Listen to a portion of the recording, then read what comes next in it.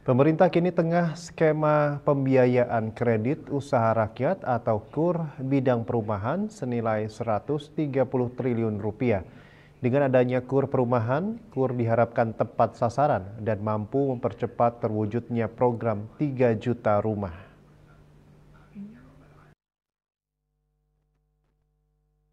Menanggapi hal tersebut, pelaku usaha properti IGD Suardite menyatakan program KUR perumahan sebenarnya sudah ada sejak dulu.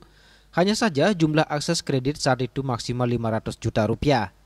Itu pun hanya menyasar subkontraktor atau supplier, bukan langsung kepada pengembang perumahan itu sendiri. Dan kini rencana program KUR perumahan kembali didorong oleh Kementerian Perumahan dan Kawasan Permukiman PKP yang akan menyasar pengembang UMKM dengan akses kredit hingga 5 miliar rupiah dan bunga sebesar 5%. Penambahan KUR ini diharapkan tepat sasaran dan mampu mempercepat terwujudnya program 3 juta rumah.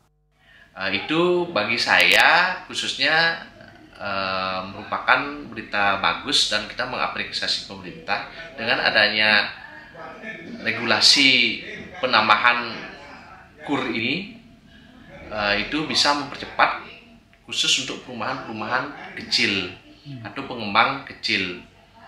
Dengan 5 miliar itu udah lumayan banyak lah bisa berbuat, apalagi saya dengar bunganya cuma 5%.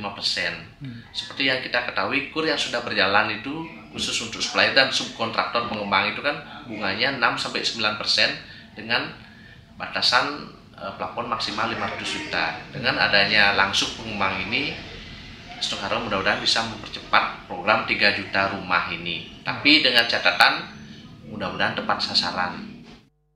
Menurut rencana, dana program KUR perumahan ini akan bersumber dari BPI Danantara. Untuk itu, pihaknya berharap agar dana KUR perumahan ini juga bisa diakses oleh semua himbara dan bank swasta nasional. Andika, Bali TV.